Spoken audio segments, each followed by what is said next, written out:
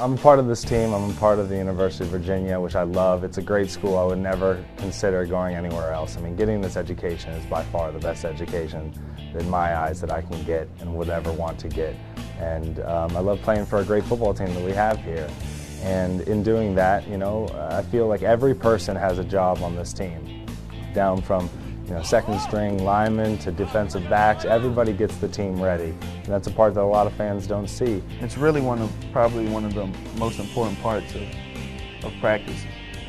The scout team, it allows the defense to get ready. We have a pretty good defense, and for that to happen, we have to have good looks by the scout team, and he does a tremendous job. I love making the defense look bad during the week, because I know that if I help them do that, then hopefully it won't happen in a game. This pass won't happen because it already happened during the week, or I already completed it there. He's been here for a while. He's been here. He knows the system real well, and he's always behind me 100%, trying to help me get better, no matter what's going on, no matter how everything is working out. And for me, Dake's been like a big part of my success here so far. Jamil and Pete have both done a great job. They're very talented quarterbacks, and I have no qualms with them. I mean, they're great people. We're good friends. And, all we want to do is see the team win. We want to see the team succeed. And whoever the best is to do that is going to play. And that's what it should be. That's what competitive nature is. I'm the signal caller is what they call it. Basically, I'm on the headset with the offensive coaches. And when Coach Mike Rowe is calling the plays, he sends them down to me, and we'll send in signals to Jamil and make sure that we get the play right. And basically it's just a signal calling system where Jamil can then call the plays off his wristband. It's really a lot of responsibility, but Scott's that type of guy. He takes that to heart, and we depend on him to get the plays in, the correct plays in, called in. I don't think he's ever really screwed it up yet, so.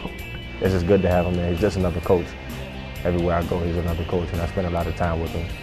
Coaching is definitely, I think, something that I'd be good at. I love dealing with, the guys, the players, being around football, just the team, the competitive atmosphere. It's definitely something that's fun, but the nuts and bolts of it are definitely very intricate. It's something I've learned being on the headset, and you don't watch it as a fan. It's really they're always the next play ahead, and when the defense is doing something, you got to be able to react to it right away. You can't go back and watch film and come back and play the game. You got to be able to react right as it's happening, so it's pretty impressive. Scott Deke will take Virginia home now.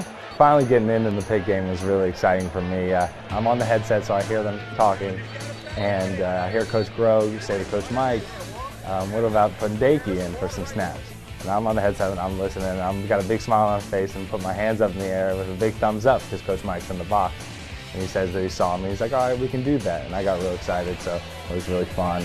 It's something I've been waiting for a long time, put a lot of practice hours into, and glad I got the chance to do it. I just had like a big smile on my face because he was telling me before the game, he was like, go ahead, blow these guys out so I can get my first collegiate action. And I was like, yeah, we're going to do that for you. And I just had that big smile on my face, and I was just excited, like jumping up and down, like really excited. As soon as he went in, you could hear some people cheering for him and everything, and it was just an exciting moment for me and for him. What's up? Good to be happy. Good to be happy. We look to as role models from a lot of people, from a lot of different aspects. What Deke does is he goes to a lot of places and he just tries to give back. There's a Bible verse that my family instilled in me a long time ago, and to whom much is given, much is expected. And it's kind of something that we've always lived by. I used to go with him to the hospital and visit some of the kids. It was sad to see that, but Deke just was so upbeat and he worked so well with the kids, and it's just like he has many different talents. That's a talent to be able to do what he does. As far as community service-wise. I went to a Jesuit high school, and the project that I did my senior year was it was an 85-hour, 3-week project where I had to go to a school. I had to learn sign language for it because it was a hearing impaired class. It was definitely something that was challenging, but very fun. For him to learn a whole other language, basically to help other kids and be able to interact with the other kids, that's actually amazing. Buford is a new thing that one of our academic coordinators, Natalie Fitzgerald, set up for us. We get to go over there and work with the kids and sit in their classroom, and that way they get to see, people who they look up to and different things like that, who are athletes who, come from different backgrounds just like they do. Community service is not something that should just be done by students or a school project or different things like that. I mean, it should be something that you're always thinking about, even when you're going your day-to-day or weekends. I mean, there are tons of projects around, He's a guy that you can depend on. I feel like 20 years from now, if I need something, he's going to do everything within his power to get it done for me. And again, that's just a part of who he is.